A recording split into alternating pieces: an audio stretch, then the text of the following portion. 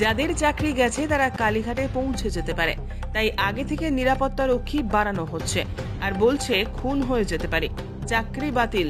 অভিষেকের অফিস বাড়ি রেকি নিয়ে বললেন লকেট। মাছের মাথা শুভ, আমারও খেতে ভালো লাগে।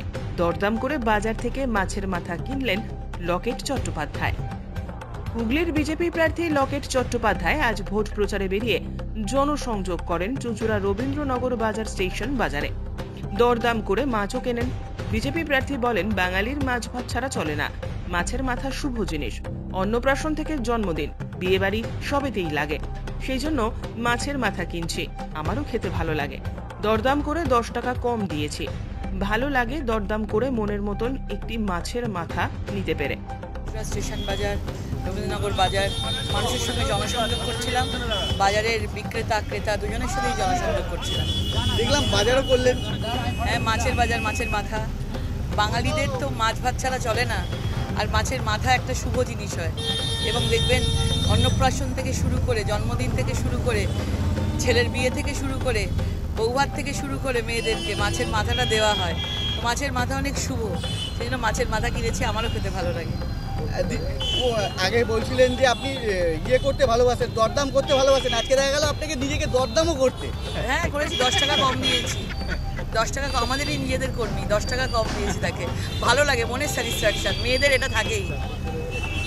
এসএসসির 25,000 চাকরি বাতিল প্রসঙ্গে তিনি বলেন, যাদের চাকরি গেল আর যারা চাকরি পায়নি সব শেষ হয়ে গেল তৃণমূলের নেতা মন্ত্রীদের কারণে। সবচেয়ে বেশি ক্ষতিগ্রস্ত হয়েছে বাংলার ভবিষ্যৎ। এই টাকা কোথায় গেছে? বলির পাঠা করা হচ্ছে বাকি লোকগুলিকে। পার্থ চ্যাটার্জি থেকে শুরু করে বিভিন্ন লোক তারা বলির পাঠা হচ্ছে। এই টাকা উপর পর্যন্ত গেছে। তদন্ত করুক, আসল মাথারা বেরিয়ে আসবে। আমরা চাই স্বচ্ছভাবে নিয়োগ হোক। আমাদের সরকার এলে কোনো টাকা পয়সা লাগবে না, যোগ্যতার ভিত্তিতে চাকরি পাবে। শূন্য পদ তৈরি করে চাকরি দেবে বলেছিল, কিন্তু কিছুই করতে পারেনি। টাকা নিয়েছে। এখন বলছে খুন হয়ে যেতে পারি। কেন বলছে? তাদের বাড়িতে যদি হামলা হয়, বুঝতে পারছেন তো? এত লোকের ভবিষ্যৎ নিয়ে ছিনিমিনি খেলেছেন। 25,000 লোকের চাকরি গেছে। তারা তো কালীঘাটের দোরগোড়ায় গিয়ে দাঁড়াবে, আওয়াজ তুলবে। এবারে কেমন তখন কি করবে, এই জন্য নিরাপত্তা রক্ষী বাড়ানো হচ্ছে আগে থেকেই। বলছে খুন হয়ে যেতে পারে। চুরি করার পর তাকে যখন ধরতে যাবে তখন বলবে ষড়যন্ত্র। মানুষ এর জবাব ইভিএম এ দেবে।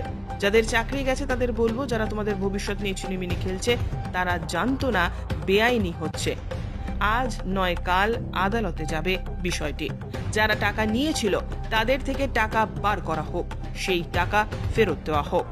আপনারা বারবার কোর্ট কেস করে সেই চাকরিগুলো আটকে দিচ্ছেন। মিথ্যে কথা বলেছে তারা সেখানে রাইতে বলেছে যে আমরা 5,000 শূন্য পদ তৈরি করছি এবং যাদের চাকরি করে দিয়েছিল সেই চাকরিগুলো থাকবে, আর 5,000 শূন্য পদে আমরা নেব। কিন্তু সেটা কোনো কিছু করেনি তারা, এটা কোনো কিচ্ছু করেনি, কারণ তারা টাকা নিয়ে ফেলেছে। তো কি করে বলবো, সব তো নাম ফেসে যাবে। সেই জন্য তো আজকে পিসি বলছে আমরা খুন হতে পারি। কেন বলছে? তাদের বাড়ি যদি হামলা হয় নিরাপত্তা রক্ষী বাড়ানো হচ্ছে। আপনারা বুঝতে পারছেন না যে এত লোকের ভবিষ্যৎ নিয়ে ছিনিমিনি খেলেছে? 23,000 লোক, 25,000 লোকের চাকরি গেছে।